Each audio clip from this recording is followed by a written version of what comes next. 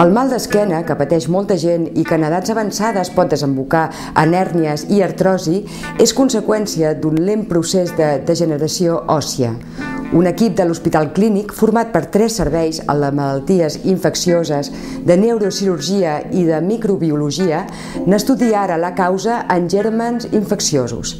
Si es confirmés, els antibiòtics podrien curar la patologia discal?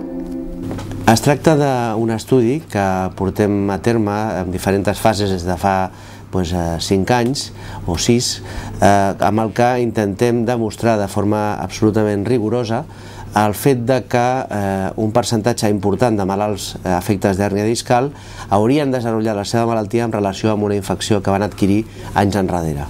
El tema és que seria a través d'una porta d'entrada que probablement per la seva freqüència important i per la localització, per la vicinitat anatòmica, doncs podria ser la via d'entrada no rectal. És a dir, malalts que, per exemple, desenvolupen fissures anals, hemorroides, etc. i per allà generarien la porta d'entrada d'aquest germen que a poc aniria produint una sèrie de canvis inflamatoris, debilitant el disc, i això en el seu moment generaria una hèrnia discal.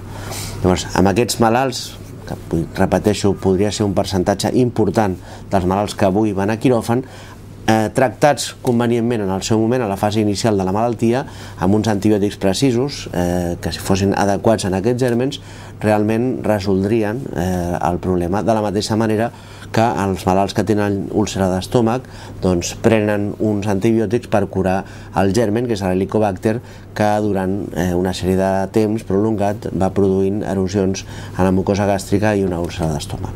Avui dia s'està avançant molt en la identificació de causes bacterianes amb malalties molt diverses que fins ara no tenien una explicació clara de per què es produïen.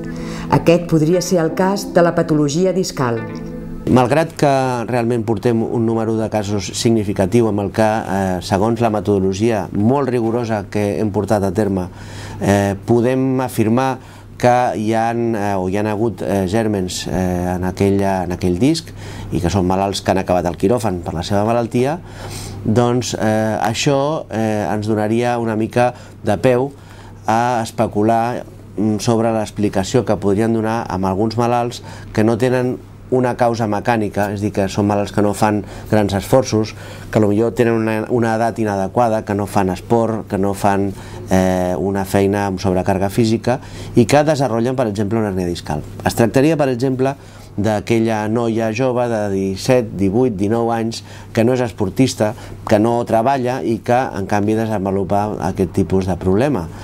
Bé, això no ens hem quedat satisfets fins ara, pensant que aquesta malalta ha fet un problema discal per un problema o per un escenari mecànic, i quedaria molt ben enquadrada teòricament, i parlo sempre en termes especulatius, quedaria molt bé dintre d'aquest context. Podria ser una malalta que realment sorgís d'una complicació infecciosa, d'una inflamació i una ruptura discal posterior.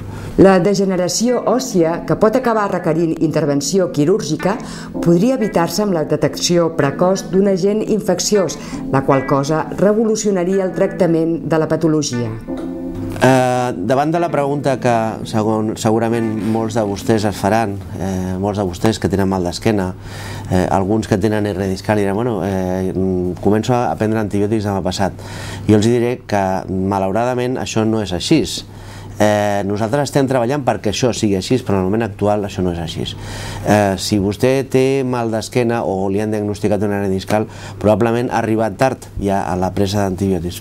Primer perquè no sabem quin antibiòtic i quin germe amb absoluta seguretat tindria si vostè fos malalt d'aquest tipus, i per altra banda, conseqüentment, no sabem quin antibiòtic tindria que prendre. De manera que jo els prego que, en definitiva, segueixin el tema, perquè probablement en els pròxims anys sabrem moltes més coses, i el nostre objectiu, que seria fantàstic, seria poder dir, vostè que té aquest problema en la fase inicial es pot curar amb aquest tractament que farà durant 2 o 3 setmanes i acabar amb el problema.